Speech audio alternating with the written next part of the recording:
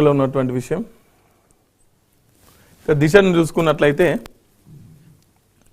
Group 1 రద్దు కుదరదు. పరీక్ష నిర్వహణలో కోర్టులు జోక్యం అనవసరం. న్యాయస్థానాల జోక్యంతో నియామకాల్లో తీవ్ర జాప్యం స్పష్టం చేసిన సుప్రీంకోర్టు. పిటిషన్ తిరస్కరణ. గ్రూప్ 1 నోటిఫికేషన్ రద్దు చేయాలని సుప్రీంకోర్టులో దాఖలైన పిటిషన్ సర్వోన్నత న్యాయస్థానం శుక్రవారం కొట్టేసింది.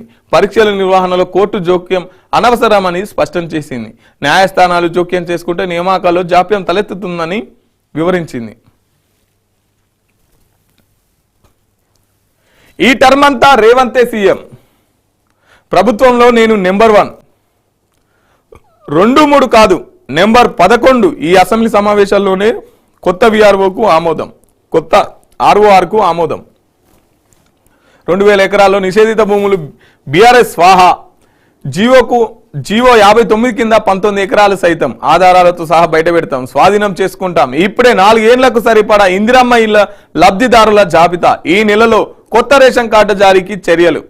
దిశ ఇంటర్వ్యూలో మంత్రి పొంగులేటి శ్రీనివాసరెడ్డి.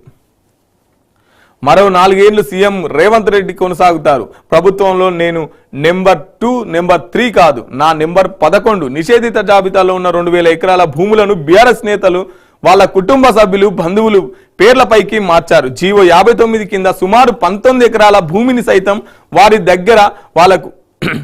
దగ్గర వాళ్లకు అప్పగించారు.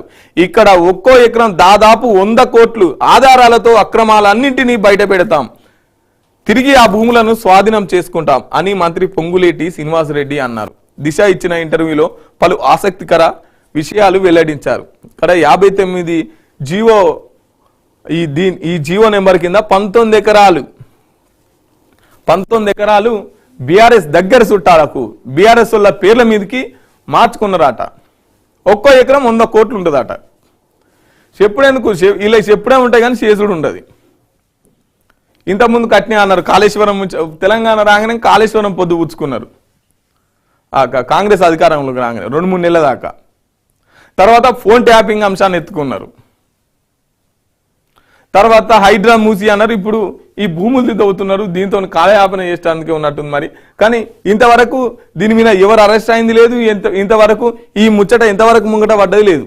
కాళేశ్వరం ముచ్చట ఏమైంది? ఫోన్ ట్యాపింగ్ ముచ్చట ఏమైంది?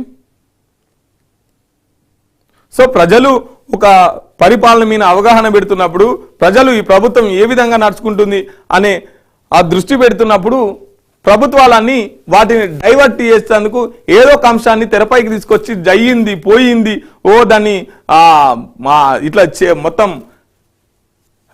దాని వైపు వారి దృష్టిని మళ్లించే ప్రయత్నాలు చేస్తుంటాయి.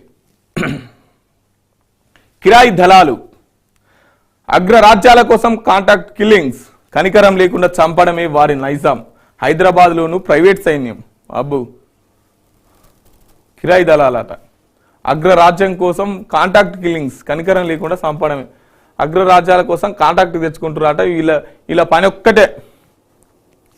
ఒక్కటే కాలకేయలేక మొత్తం రాజ్యాలు ఆక్రమించుకోవాలంటే చంపుకుంటూ పోవాలి. చంపుకుంటూ పోయినాక మనసులంతా లేని ఉత్త భూమిని ఏం చేసుకుంటున్నారు నాయన.